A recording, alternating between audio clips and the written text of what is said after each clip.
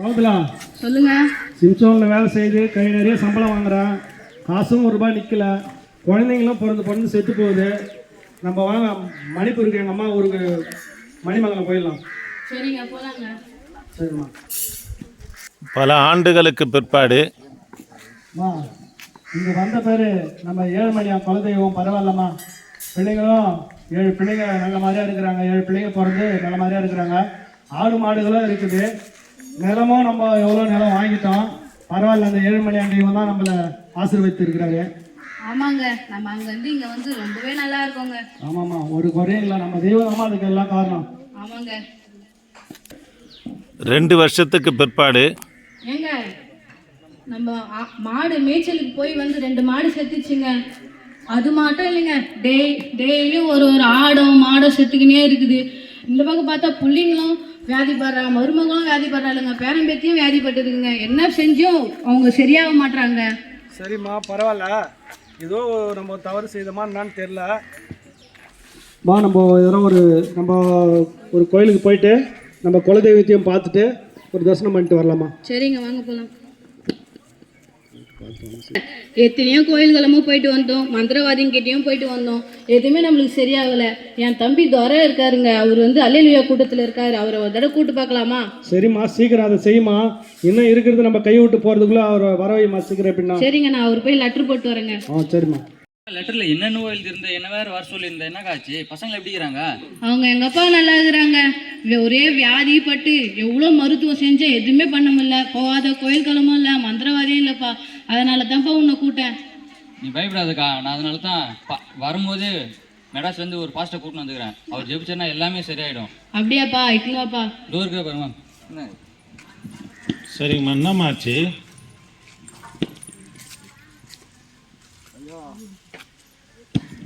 ஐயா, நாங்கள் வந்தோம், இங்கே வந்து நல்லா தான் இருந்தோம்.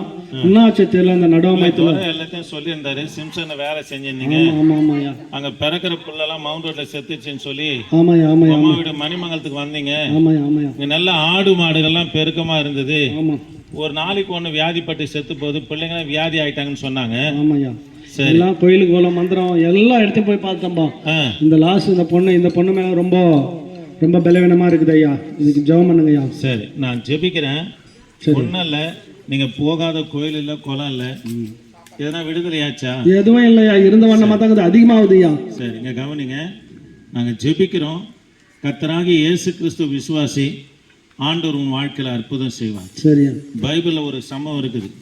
18 வருஷம் நிமிர முடியாத இருந்த ஒரு கூனியை கர்த்தர் தொட்டாரு. பிசாசு தான் கட்டி வைத்திருந்தான், அவங்கள ஆண்டவர் விடுதலை ஆக்கினார். அதே போல தான் பிசாசும் மாந்திரிகமும் உங்களுக்கு விரோதமாக உங்கள் சொந்தமே என்ன பண்ணியிருக்கிறாங்கன்னா, நீங்கள் குடும்பத்தில் ஆசீர்வாதத்தில் உயராதபடி உங்களை கூனி குறுகி போக முடியாது கட்டியிருக்கிறான். நிச்சயமாக கர்த்தர் உங்களை விடுதலை ஆக்குவார். ஆண்டவரை நம்புங்க, கர்த்தர் உங்களை ஆஸ்வதிப்பார். சரி. இந்த பாப்பா யாருமா? இதான் என் கடைசி பொண்ணு. அப்பா பார்த்த கடைசி பொண்ணு மாதிரி இல்லை. சரி, நான் ஜெபிக்கிறேம்மா. என் ஆண்டவரே, நாங்கள் உம்மை துதிக்கிறோம். ஆண்டவரே, இந்த பிள்ளை மேல கர்த்தருடைய அபிஷேகம் இறங்கட்டும். ஆண்டவரே, இந்த பிள்ளை மேல கர்த்தருடைய அபிஷேகம் இறங்கட்டும் ஐயா. இயேசுவின் ரத்தம். என்ன ரொம்ப நேரம் ஒன்னே பேசிட்டு இருக்க? பேசாத. நான் யாருன்னு தெரியுமா? யாரு? நான் மாங்காட்டு மந்திரவாதி மாயாண்டி வந்திருக்கேன். எந்த மாயாண்டியனாரு? கர்த்தருடைய நாமத்திற்கு முன்பதாக சொல்றது நிறுத்து. கர்த்தருடைய நாமத்திற்கு முன்பதாக முடியாது. இங்க இருக்கிற ஒவ்வொரு உயிரையும் எடுக்காம போக மாட்டேன். அப்படியா? இங்க இருக்கிறானே ரங்கநாதன், அவன் போகாத கோயில் இல்ல, பார்க்காத பரிகாரம் கிடையாது. என்ன யாராலே அனுப்ப முடியல. அப்படியா? அவ்வளவு சீக்கிரம் அனுப்பிச்சிருவியா? இங்க இருக்கிற ஒவ்வொரு உயிரையும் கொண்டுட்டு வேரோட அறுத்துட்டு தான் போவேன். சரி, இயேசுவை குறித்து உனக்கு தெரியுமா? யாரு? அந்த இயேசு தான் வானத்தையும் பூமியும் படைத்தவர். அவர் கல்வாரி சிலுவையில் ரத்தம் சிந்ததுக்கு காரணம் என்னன்னா, மனுக்குலமாகிய இவர்களை மீட்க முடியாது, எங்களை மீட்க முடியாதான் கர்த்தர் ரத்தம் சிந்தினார். அந்த ரத்தம் உன் மேல ஊற்றப்படுது. இயேசுவின் ரத்தம், இயேசுவின் ரத்தம், இயேசுவின் ரத்தம், இயேசுவின் ரத்தம். ஆண்டவரே, இந்த மகள் மேல இருக்கிற இந்த பொல்லாத ஆவியை, இந்த மாந்திரிக கட்டை, இயேசுவின் ரத்தம் போ, இயேசுவின் நாமத்தினால. இயேசுவின் ரத்தம், இயேசுவின் ரத்தம், இயேசுவின் ரத்தம். மா ஒன்னல்ல, ஒன்றும் இல்லை, கர்த்தர் உங்களை விடுதலை ஆக்கி இருக்கிறார். சரி ஐயா. இன்னிலிருந்து இயேசுவை நீங்கள் பிடிச்சிங்க. சரியா. நீங்கள் இழந்ததுக்கு மேலே ரெட்டிப்பாக என் தேவனாகிய கர்த்தர் உங்களுக்கு தருவார். சரியா. என்ன, ஆண்டவரை நம்புங்க. அவர் துறை ரொம்ப பிரயாசப்பட்டார் உங்கள் குடும்பத்துக்காக. அக்கா குடும்பம் நல்லா இருந்தாங்க ஐயா. மேய்ச்சலுக்கு போயிட்டு வரோம், ஆடு மாடெல்லாம் வீட்டாண்டி வந்து துள்ளி விழுந்து செத்துறாங்க. இப்போ அது போல இருக்காது. சரி, கர்த்தர் உங்களை ஆஸ்வதிப்பார். சரி, உங்கள் பேர் ரங்கநாதனா? ஆமாய்யா. உங்கள் பேருமா? சகுந்தலா. சகுந்தலா, நல்ல பேர் தான். கர்த்தர் உங்களை ஆஸ்வதிப்பார். 7 பிள்ளைகளும் செழிக்கும்படியாகவும் கர்த்தர் உதவி செய்வார். சரி, ஆட்டுங்களா? சரியா. கர்த்தருடைய நாமத்துக்கு சோத்திரம். நாங்கள் கனவு மனைவியாக வீட்டு வாடகை எடுத்து ஒரு இடத்த வேலை செய்திருந்தோம். அங்கே நாங்கள் சரியில்லாத போது மணிமங்கலம் என் தாய் ஊர் அதுக்கே போயிட்டோம். அங்கே போயிட்டு நாங்கள் நல்லா தான் இருந்தோம். அதுக்கு பிற்பாடு எங்களுக்கு குழந்தையும் இருந்து 7 குழந்தைங்க, நிலம், மாடு, ஆடுன்னு வாங்கி வசதியாக இருந்தோம். அந்த இடத்த என் சகோதரனே நான் இருக்கிறத பார்த்துட்டு மந்திரம் வச்சுக்கிறாங்க. எங்களுக்கு தெரியாது. திரும்ப எப்போதும் போல் ஆடு மாடு சாகிறதும் பிள்ளைங்கள் வேதிப்படுறதுமா இருந்தோம். அப்படியா நாங்கள் வாங்கின நிலம், புதுசாக போய் வாங்கின நிலம், ஆடு மாடு எல்லாத்தையும் இப்போ விற்றும் பார்த்தோம். மந்திரவாதியாண்டு போனோம், கோயிலுங்களாண்டு போனோம், எல்லா இடத்தையும் போயிட்டோம். ஒன்றும் சரிப்படலை. அப்போ எங்கள் மனைவி சொன்னாங்க, என் தம்பி வெளிநாட்டில் இருக்கிறான், அவன் அல்லலியால் இருக்கிறான்பா, அவனை வர வச்சா எதனா நடக்குமான்னு பார்ப்பேன்னு சொல்லிட்டு எங்கள் மனைவி சொன்னாங்க. அதன்படியே செய்யன்னு சொல்லிட்டு நாங்கள் ஒரு லாட்ரி எழுதி போட்டோம். அப்படியே கையோடு எங்கள் மச்சான் பாஸ்டர் கூட்டின்னு வந்தாப்பில் கூட்டின்னு வந்து ஜோம் பண்ணோம். ஜோம் பண்ணி அன்னிலேருந்து விடுதலை. லாஸ்ட்டு எங்கள் சின்ன பொண்ணுக்கு தான் விடுதலை ஆச்சு. விடுதலை ஆனதுலேருந்து நாங்கள் சந்தோஷமாக இருக்கிறோம். இழந்து போன அத்தனையும் ஆண்டவர் எங்களுக்கு கொடுத்தாரு. நீங்களும் எந்த அடிமைத்தனத்தில் இருந்தாலும் பரவாயில்ல, எந்த வேதியாக இருந்தாலும், குடிபோத எந்த பாவம் இருந்தாலும் பரவாயில்ல, தேவனிடத்தில் அறிக்கையிட்ட ஆண்டவர் விடுவிப்பார். அவரை சொந்த ரட்சகராக ஏற்றுக்கொள்ளணும். அவ்வளோதான். பணம் காசு கிடையாது. ஆனால் நாங்கள் சுற்றி திரிந்த இடம்லாம் பணத்தை கொடுத்தோம், நிலத்தை விற்றோம், எங்கேயும் சரியாகல, ஒன்றுமே இல்லை. விசுவாசத்தை ஆண்டவரை நம்பணும். இல்லாத போது லாஸ்ட்டில் கைவிட்ட போது, எல்லாம் கைவிட்ட போது நம்பணும். கர்த்தர் எங்களுக்கு உதவி செய்தார். இப்போ திரும்ப நாங்கள் ஆசீர்வாதமாக இருக்கிறோம். நீங்களும் வாங்க, கர்த்தர் உங்களை ஆசீர்வதிப்பார். ஏதோ கிறிஸ்துவை விளம்பரப்படுத்துவதற்காக இங்க பாடலை பாடி இந்த வேகாத வெயிலில் வந்து இந்த நாடகத்தை நடித்து உங்களுக்கு விளம்பரப்படுத்த வேண்டும் என்று நாங்கள் செய்யலை. இது யாருடைய வாழ்க்கையில இல்லை, எங்கள் மாமனார் குடும்பத்தில் தான் நடந்தது. அவர் மவுண்ட் ரோட்டில் இருக்கிற அடிசன் சிம்சன் கம்பெனியில் வேலை செய்தார். பக்கத்தில் 1000 லைட்டில் ஒரு வீடு வாடகை எடுத்து நல்ல வசதி வாய்ப்பு, கை நிறைய பணம், நல்லா தான் இருந்தாங்க. குழந்தை பருவம் ஒரு 2 வாரம் தான் உயிராக இருக்க, செத்துரும். தொடர்ந்து இந்த சம்பவம் நடந்துக்கினே இருந்தது. இதனால என்ன செய்தாங்கன்னா, சரி நம்முடைய அம்மா வீட்டுக்கே போயிடலான்னு சொல்லி படப்ப பக்கத்தில் இருக்கிற மணிமங்கலம் கிராமத்துக்கு வந்தாங்க. அவர் அங்கேருந்து அடிஷன் கம்பெனிக்கு வேலைக்கு வருவார். ஒரு சின்ன கொட்டை போட்டு தான் அவங்க வாழ்ந்தாங்க ஆரம்பத்தில்.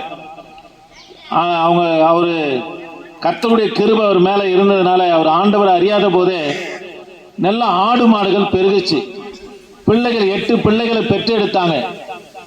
ஆடு மாடுகளை மேய்ப்பதற்கு கூலி ஆளை வச்சு மேய்க்கிற மாதிரி கர்த்தர் அவங்கள வசதியும் வாழ்ப்புமாக ஏற்படுத்தினார். ஆடு மாடு மேய்ச்சி கூலி ஆளை கூட்டின்னு வருவாங்க. வீட்டு வாசலுக்கு நேரம் வந்து துள்ளி விழுந்து செத்துடும். ஒவ்வொரு நாளும் ஆடு மாடுகளும் செத்துக்கினே இருந்தது. பிள்ளைகளும் பலவீனப்பட்டு சோர்வுக்குள்ள ஆயிடுச்சு. அவங்க போகாத கோயில் இல்லை, போகாத இடம் இல்லை, எல்லா இடத்துக்கும் போய் ஆடு மாடுகள் எல்லாம் கையை விட்டு போகுது. சம்பாரிச்சது எல்லாம் கையை விட்டு போனது. அந்த எங்க மாமனாருடைய மச்சான் துரை என்றவர் மின்ட்டில் இருக்கிறாரு. அவர் கர்த்தராகிய இயேசு கிறிஸ்துவை ஏற்றுக்கொண்டு திறந்த வாசல் என்கின்ற ஒரு சபைக்கு போகிறார். எங்க மாமியார் தான் ஃபோன் பண்ணி அவரை வர வச்சாங்க, கடிதம் போட்டு வர வச்சாங்க.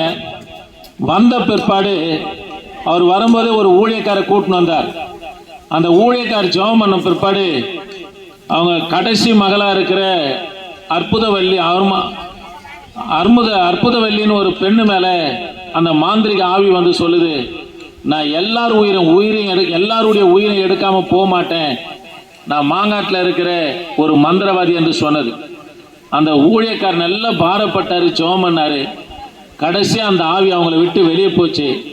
இப்போ ஆண்டுடைய பெரிதான கிருபைனால எல்லா பிள்ளைகளுக்கும் திருமணம் செய்ய முடியாது கர்த்தர் உதவி செய்தார். அவங்க இழந்த ஆசீர்வாதங்கள் எல்லாம் திரும்ப பெற்றுக்கொள்ளும்படி என் ஆண்டவராகிய இயேசு உதவி செய்தார். எனக்கு அன்பான கர்த்தருடைய பிள்ளைகளே, இந்த வேலையில ஆண்டவர் எப்பேற்பட்டவரையும் ஆண்டவர் கைவிடுகிற தேவன் அல்ல. இவர் பாரபட்சம் பார்க்கிற தேவன் அல்ல. தம்மிடத்துல வருகிற ஒருவரையும் என் ஆண்டவர் புறம்பே தள்ளாதவர். உங்க வாழ்க்கையில விடுதலை வேணுமா, சுகம் வேணுமா, சமாதானம் வேணுமா, எவ்வளவு சம்பாதித்தாலும் வெறுமையான கையை பார்க்கறீங்களா?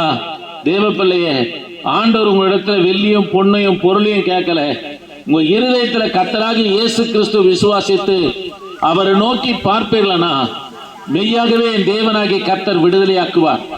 அந்த அற்புதத்துல செய்ததும் போலவே அற்புதம், அதை காட்டிலும் பெரிதான காரியத்தை என் தேவனாகிய கர்த்தர் செய்வார். ஆகவே ஆண்டவரை நம்புங்க, ஆண்டவரை தேடுங்க, அவரை விசுவாசிங்க. நாங்கள் உங்களுக்காக செபிக்கிறோம். எப்பேற்பட்ட காரியமாக இருந்தாலும் உங்க இருதயத்துல நினைத்து, இயேசுவே இந்த தலைவலியா, பிள்ளைகளுக்குள்ள சமாதானம் இல்லை, படுத்தா தூக்கம் இல்லை, சம்பாதித்தாலும் வீட்டில் ஒன்றும் தங்கலன்னு சொல்லி நினைக்கிறீங்களா? அதெல்லாம் உங்க இருதயத்துல நினைத்து கர்த்தராகிய இயேசு கிறிஸ்துவை நோக்கி இந்த வேலையில பார்ப்பீர்களா, என் ஆண்டவர் உங்களுக்கு விடுதலை தருவார். நாங்கள் உங்களுக்காக ஜெபிக்கிறோம். கிருபையின் தேவனே, நாங்கள் உம்மை துதிக்கிறையா. ஆண்டவரே, இந்த வார்த்தையை கேட்டு ஆண்டவரே, இந்த கிராம மக்கள் உம்முடைய ரத்தத்துல ஒப்பு கொடுத்து ஜெபிக்கிறோம். கர்த்தர் நீங்க ரட்சிப்பீராக, என் ஆண்டவர் நீங்க ரட்சிப்பீராக. ஆண்டவரே, நாங்க வந்து போனது வீண் போகாதபடி ஒவ்வொரு இருதயங்களிலும் பரிசுத்த ஆவியானவர் ஆளுகை செய்வீராக. கேட்ட குடும்பங்கள்ல இன்றைக்கு சமாதானம் உண்டாகட்டும், சுகம் உண்டாகட்டும், விடுதலை உண்டாகட்டும். ஆண்டவரே, என் தகப்பனீர் அப்படியாய் செய்யுங்க. ஆசீர்வதிங்க, பலப்படுத்துங்க. இயேசு நாமத்தில் ஜெபிக்க நல்ல பிதாவே, ஆமென்.